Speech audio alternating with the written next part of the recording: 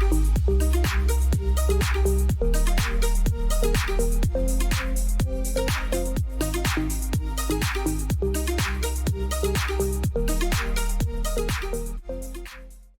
afternoon and welcome to Awakened Wellness. Marie and myself, Jocelyn, we're here to answer all your questions, bring wellness into your life. This show is all about when self-discovery meets purposeful and lasting change. This is what we want to share with you, and we hope you enjoy the show. So we have some feedback and recaps before we dive into our first show. And today's show is going to be How the Body Heals. How the Body Heals. I like it. It's going to be a little bit different, so we're going to go with it. All right. So from the Listening from Within show, I had somebody tell me they started watching and they started to do the meditation regularly. She can't believe how much, when she's sitting with her clients or patients, how much more she sees in what they're saying and more about them. And that's where it seems to be opening up for her. Where it used to be just you write down what they're saying and kind of go with that, but she's seeing a whole different story. So she thinks that's very cool. I think that is absolutely it's very fabulous. Cool. And she wants to learn more about the energy medicine and stuff because of it. Oh. Yeah. Yeah. Kudos, yay! Yeah, so that was cool. Somebody that's listening and looking and watching and seeing what's out there. Yeah. Wow. Yeah, we're going to go over a little bit of that. All right, the next one is somebody who watched Creating Your Own Blue Zone. They've been trying, but they find it's really hard to stay consistent with what they know they should be doing. Okay. What can they do? Right? How can they make it stick? And I think for the advice I give anybody is they're always complaining that life gets in the way, so they can't help themselves. You have to define what life is and what it means to you before you can even try to change it. Because if it means something to you to go out every Friday night with your friends and drink and do whatever it is that you think you need to change, you can't fix it. Right. If you know that that's affecting your health, then you have to decide, is that my life and that's what it means to me, so I'm going to continue doing that, or can I make a different plan and path? But you have to define it first and really know if that's your path and that's the one you want to take in order to change it. And maybe not such a big, huge chunk of change. Right. Yeah. Right. Little baby steps. Can you adapt in that situation? What do you need to do for you? But to go out there and say, I'm not going to do it, it's not going to work. Okay. Because you're missing out. But if it's not what you define life as, you're not missing out. Correct. Okay. Yeah. So you just have to kind of dig a little deeper inside yourself, because to just go through the motions doesn't work. Right. Yeah. Okay. So this is one that happens constantly. This person has been diagnosed with cancer, has a lot of friends who practice alternative medicine, and the advice is overwhelming on how bad her treatments are going to be for her. Oh. But they're not telling her anybody she can go see that's going to give her a good option alternatively. And they don't have a personal success story, only stuff they've read online and how bad it is for her. So it makes it very hard because they're being very negative. And that's a struggle I see a lot. And that's really sad because you don't know, you have to do what's in your heart and you have to follow the science when you're doing something like that. Correct.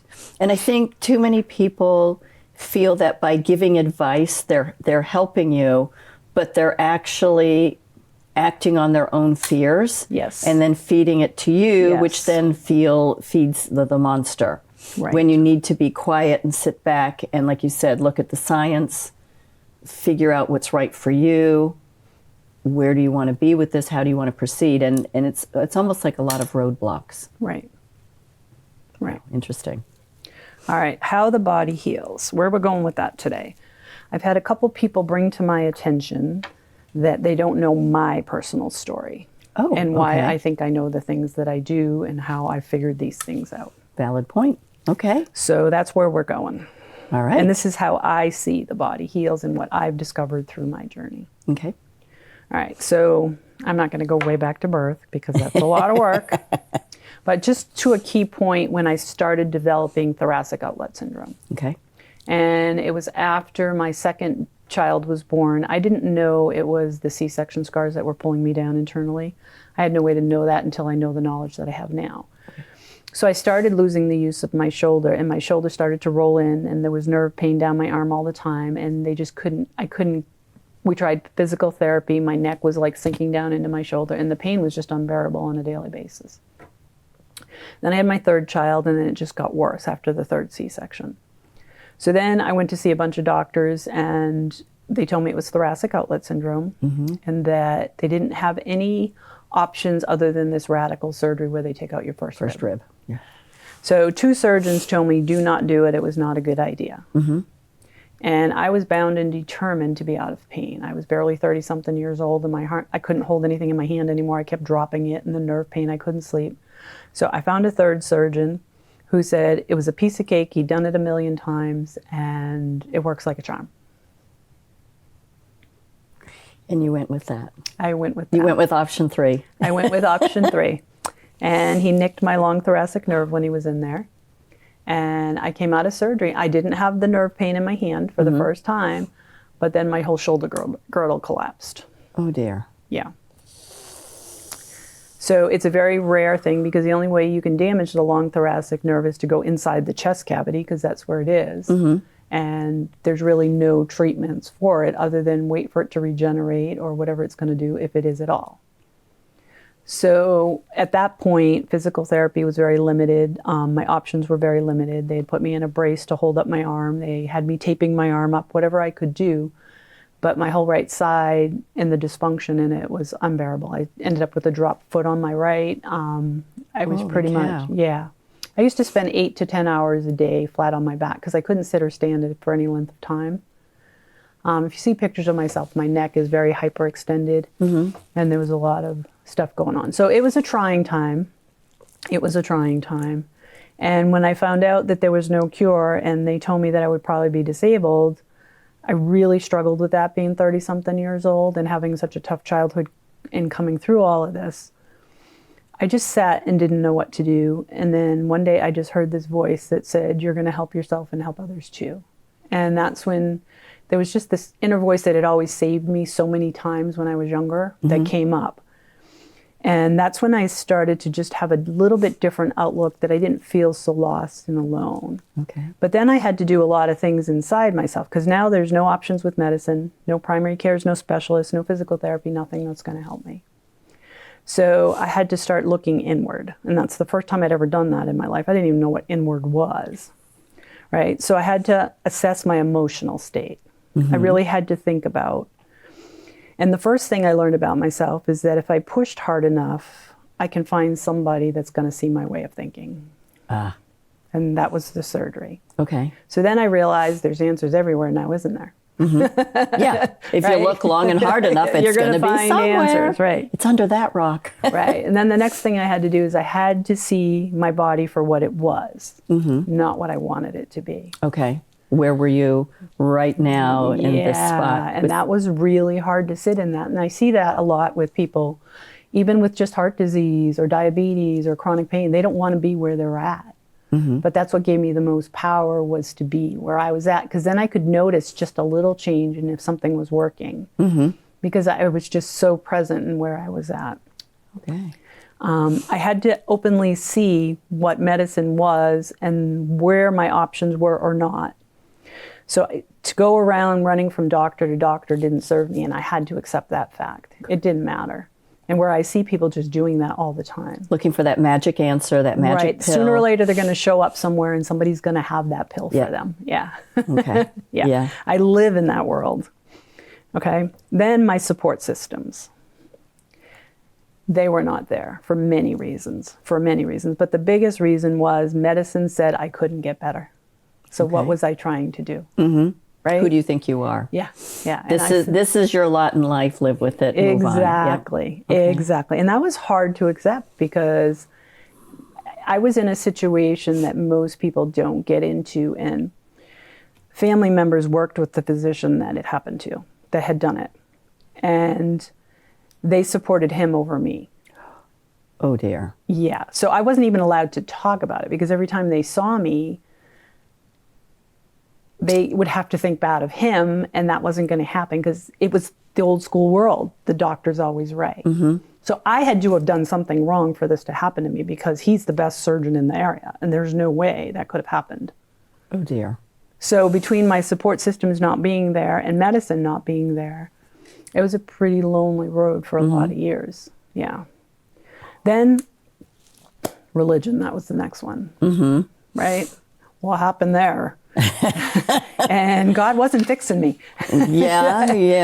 Because again, it's within. Right.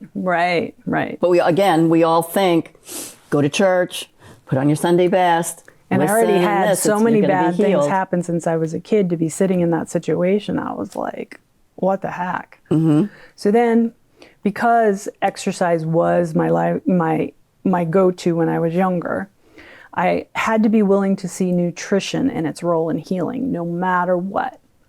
And that was really hard for me, because we didn't have a lot of money back then. Okay. Yeah, so I was bringing up credit card bills because of my food allergies, and knowing what my body needed on top of that. Yeah. So I had to be willing to see more of what I needed, not what medicine kept saying was the norm. Yeah.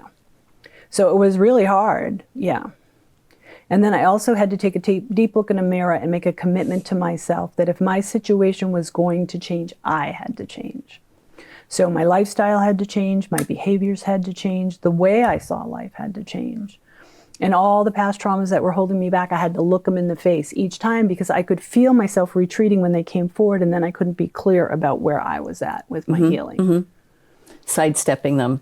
Yeah. Hoping that they wouldn't reappear. But when you're so present and you make that commitment to be so present with yourself, you can sense what you're doing is undermining your healing. And then it becomes really difficult to go against yourself, because you can see those gains every day. And the struggle I see with my work right now is my clients, even though they make a big gain and there might be a little side effect of pain in an ankle, they can't see the gain. They can only see the pain in the ankle. They go right back again. They go right back again. But you need to see the gains in order to keep gaining. You need to acknowledge them and be in them and keep working them. And sometimes a lot of baby steps make a big step. So you got to really be present in what's happening. And be positive about it as well. Right. Not be just always well, I didn't get this and I didn't get that. I only got this far. No, you got that far. Look at that big step. Now the next one might be half an inch, but it's still a step forward. Right. And you need to be happy about that, positive about that, and use that to propel you forward again. Right. And, there's this guy, David Goggins. He's teamed The Strongest Man in the World. He's a Navy SEAL, and he's written all these books. And he talks about how he uses his pain as his strength, and all his childhood stuff as his strength. And I'd have to say I did that a lot. Whenever there was a naysayer, that gave me the power to push past and know, literally, what the heck do they think? Because I am going to get better. I'm not going to be disabled at 30 years old. Yeah. So. Well, who wants to be? I mean, it's not a choice that any of us would ever make. Unfortunately, there's a lot of people that find themselves in that position. Okay. Then as far as my physical body went, I had to become more present, and I had to be willing to get to know my body and what it's supposed to feel like. Okay. So that took a lot of learning about neuromuscular re-education. If you move your foot, how is it supposed to move? Is it supposed to connect with the knee? Is it supposed to connect with the hip? So I had to become more present in those areas in order and get the brain to try to reconnect and do things that it hadn't done in a long time. And I had to learn how I was supposed to move. And like I said, all those little pieces just added up to big pieces. I had to learn that not all exercise is good, because I was an exercise junkie before this happened. So exercise was going to fix me. But when you have any type of nerve damage and patterning issues, when you're trying to regenerate a nerve, there's a point that if you push too hard, the nerve goes backwards because you recruit other muscles and you start to overcompensate. So when you have nerve damage, you can only go as far until that nerve says, I quit.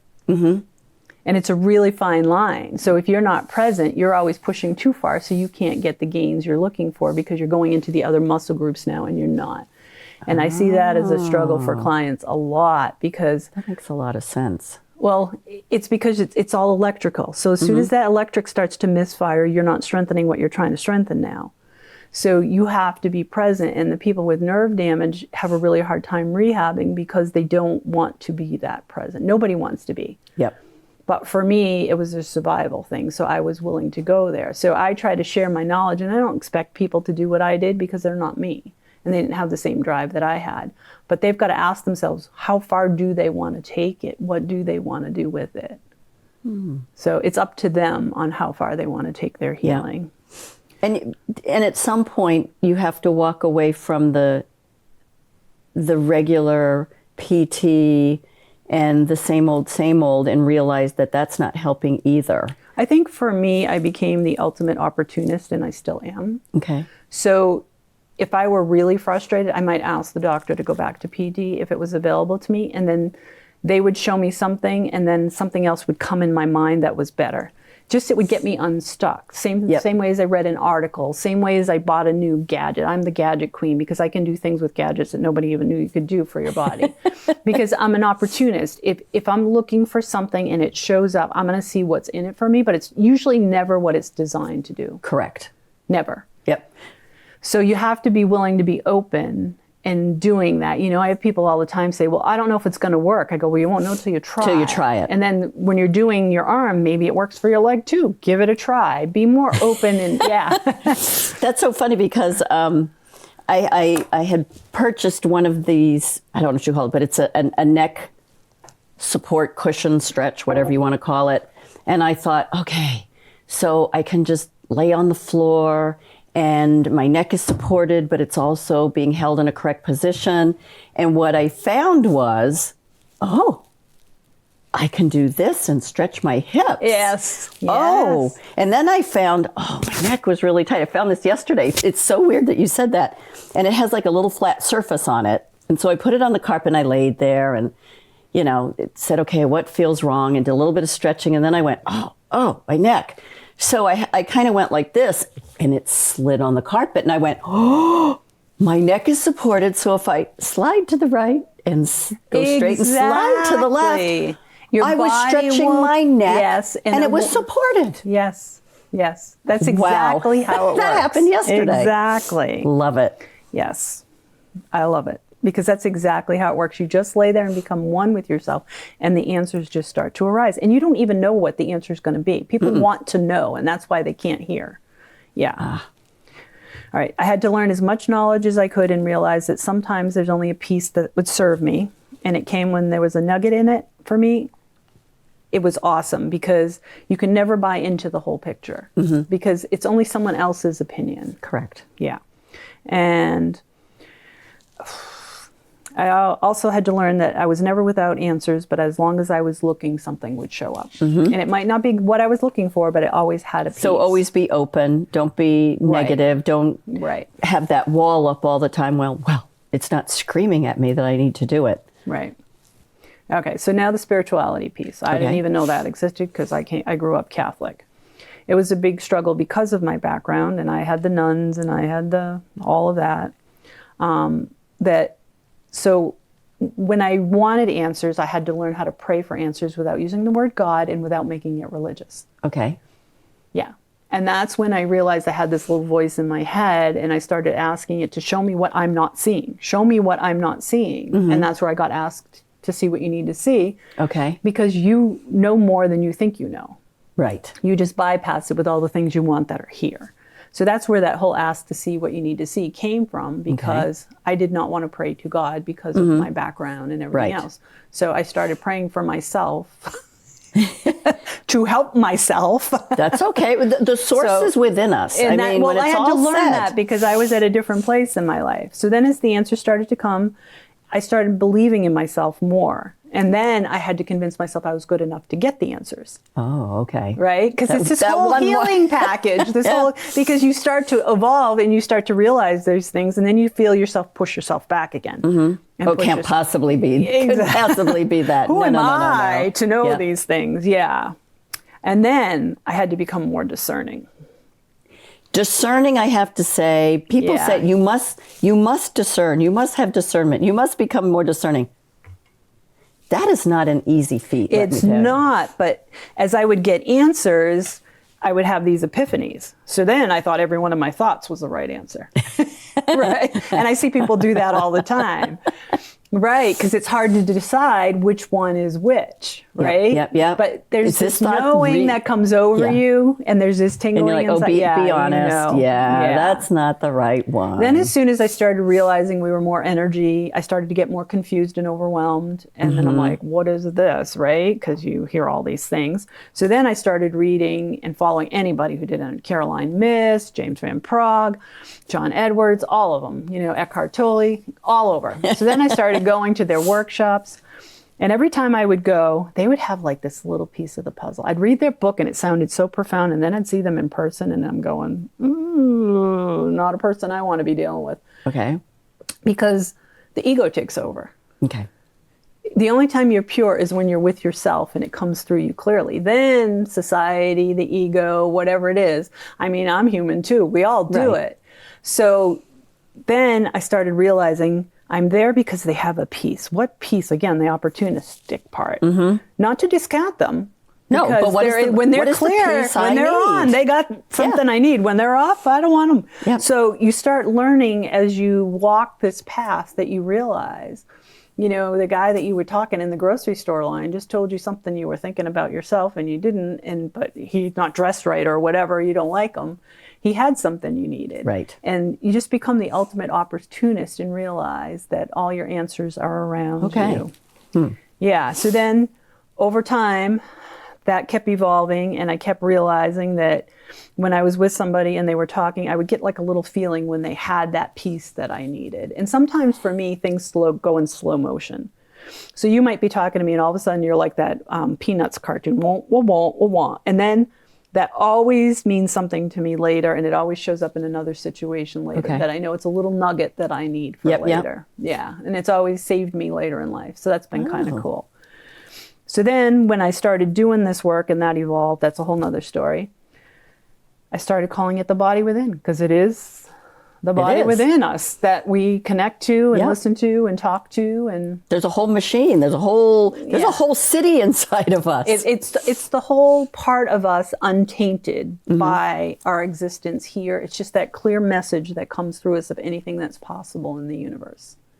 It's the purest form. And the discernment comes from being careful because we were talking a little bit about our backgrounds and stuff in the spirituality piece, and I get very nervous going too mystical because people, because they start hearing messages, they start going into this mystical place where I'm more about just being Stay here. Stay here, stay home. It's all here. You don't need to go outside yourself. In the beginning, sure, I tinkered there because I didn't understand it and I was trying to figure it out. But the stuff I know now, it's all in us. It's all in us. We are it. Yeah.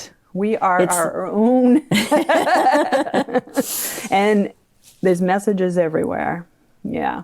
So now we're awakened wellness. We understand that healing comes from all these pieces, not just one, not just the physical, emotional. Right. There's not one answer. There's not one answer. It's an evolution. And you have to define what level of healing you want to accomplish, because this takes you all the way to the time you pass.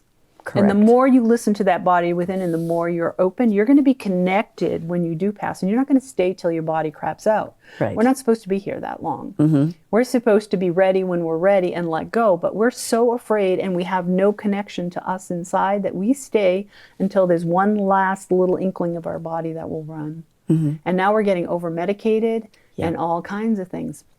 But we shouldn't be suffering the way we are. I agree. And we just have to learn to dig a little deeper inside us and see where it takes us.